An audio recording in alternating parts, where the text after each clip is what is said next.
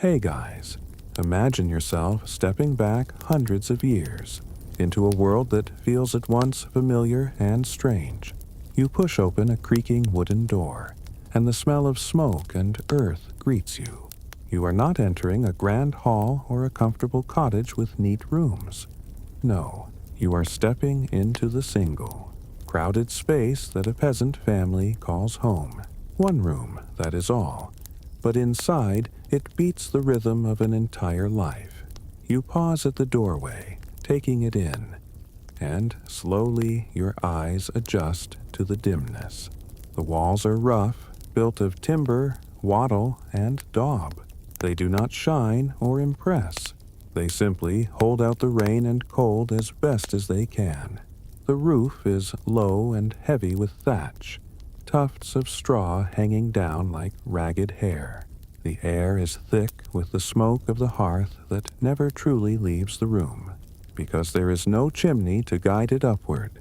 Instead, the smoke gathers and drifts until it leaks through the thatch or curls around the rafters. Your throat catches at the first breath, but then you settle in, because this is simply how it always smells. The ground beneath your feet is hard-packed earth. Sometimes it has rushes strewn upon it, fresh in spring and summer, musty and damp in the long winter. They soften the steps, catch the mess of daily life, and are eventually replaced when they rot. There are no tiles or carpets here, no polished boards, only dirt, straw, and the familiar press of family. You notice how small the space feels, though it holds so much. A low bed of straw in one corner, maybe another heap of hay, where children curl together under rough woolen blankets. Wooden stools and a table, uneven and scarred by knives and hands. A loom in the corner. A chest for precious things. A couple of tools, some stored grain. Maybe a bit of cloth saved for clothing. Everything is practical, nothing wasted, nothing for show. And then your eyes land on the true surprise. Though to those who live here, it is no surprise at all. Against the wall, tied by a rope, stand the animals. A cow shifting on its hooves, its warm breath misting the cool air. A sheep lying down, chewing slowly, its eyes reflecting the dim glow of the fire. A couple of chickens huddled on a perch, feathers ruffling, a faint cluck now and then. The animals are here not as guests, but as part of the household. They give warmth, protection, and life itself. You might wrinkle your nose, because the scent of dung and hay mixes freely with the smell of bread baking on the fire. But to the peasants, this mingling is the fragrance of survival. Animals inside the house mean fewer losses to thieves or wolves outside. They mean that precious warmth is shared through the bitter months when frost creeps through every crack. And besides, these creatures are companions as much as tools.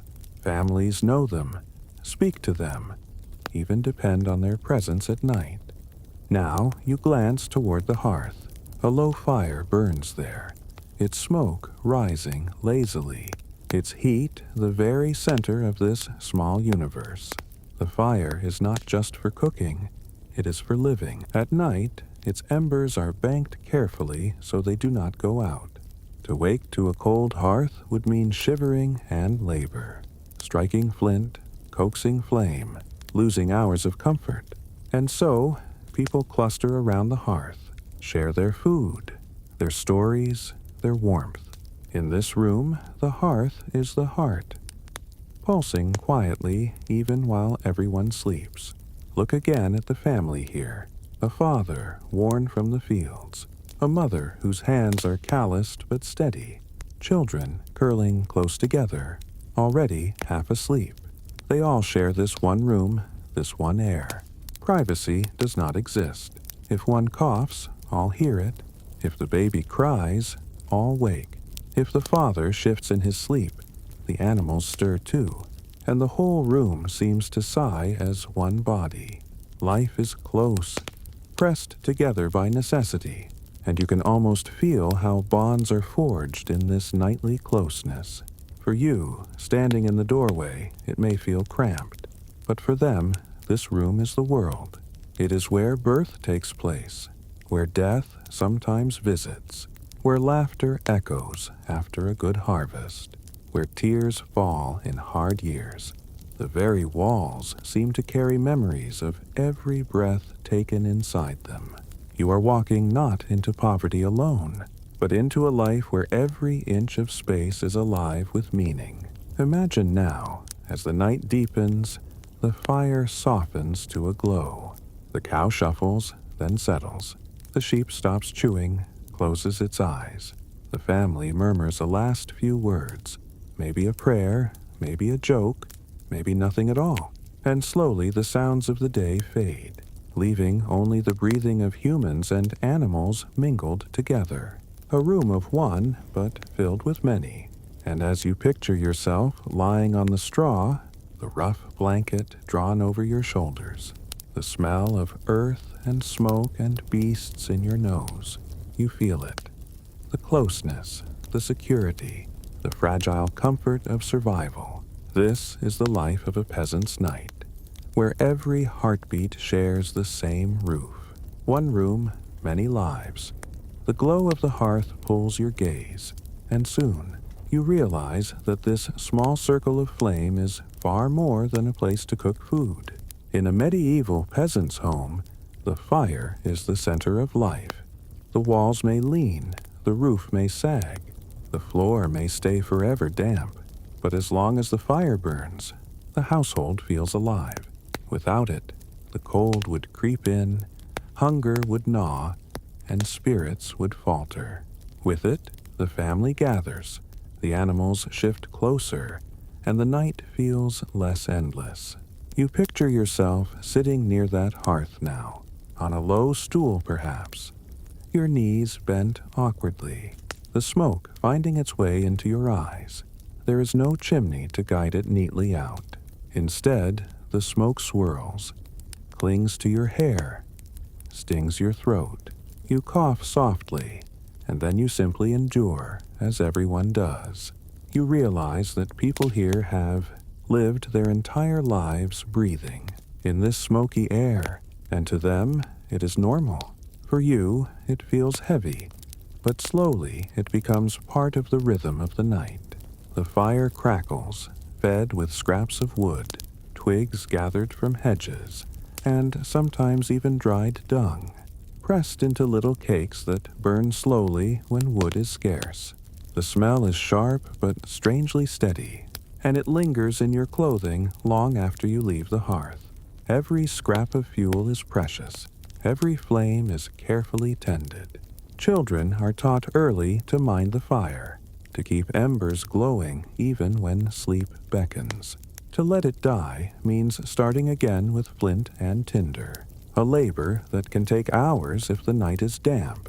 And so, one member of the family may rise in the dark to stir the coals, blowing gently until orange sparks flare and warmth spreads once again. Around the hearth, you notice how life arranges itself. Pots hang from iron hooks, blackened with soot. A small cauldron bubbles with pottage. A thin stew of whatever grains, beans, or scraps of vegetables can be spared. The smell is humble, not rich or luxurious, but comforting in its way. Bread bakes in the embers, flat and rough, and the family waits eagerly to share it.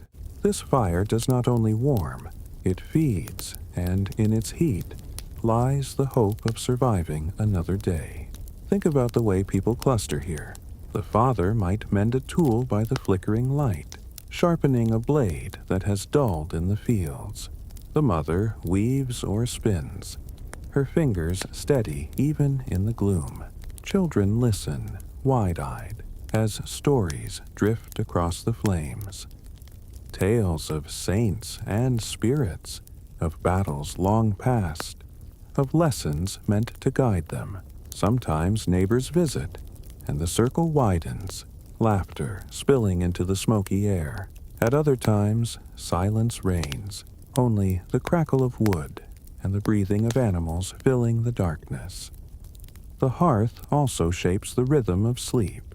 People do not simply lie down and vanish into slumber. They drift, they doze, they wake. The fire burns low, then brightens, and with it, the household rises and falls like the tide. Someone might sit quietly in the middle of the night, staring into the embers, thinking of work yet to come, or whispering a prayer. The hearth light is steady company, a presence in the loneliness of the long dark. You can feel the warmth of it on your skin, though the rest of the room is cold. The farther you move from the hearth, the sharper the chill becomes, until the edges of the room feel like winter itself. That is why people press close, bodies overlapping, animals shifting nearer, all drawn like moths to the fragile warmth. It is not comfort in the modern sense, but it is survival. To turn your back on the fire would be to shiver and ache through the night. To sit near it is to remember that life endures, however modestly. Even the rituals of faith center here. A cross may hang near the hearth, blessed by a priest, reminding the family that God's protection lingers with the flame. Words of grace are spoken before meals, prayers whispered at bedtime, and all are carried on the warmth rising from the fire. In some ways, this smoky hearth is their chapel, their sanctuary, their heart. Close your eyes for a moment and imagine it fully. The hiss of sap in the wood, the glow painting shadows on rough walls, the gentle hum of voices softening into silence. The room is not large, yet the fire makes it endless in its own way, a little sun that rules the night. You settle yourself, drawing a blanket around your shoulders, watching the flames lick upward, feeling their warmth seep into your bones. In the steady rhythm of the fire, you find a kind of peace.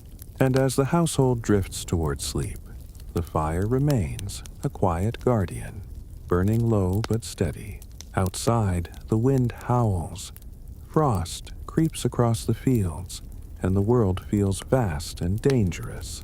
But here, within the circle of firelight, you are safe, enclosed in warmth, bound by flame and family. The night may be long, but the fire will carry you through it.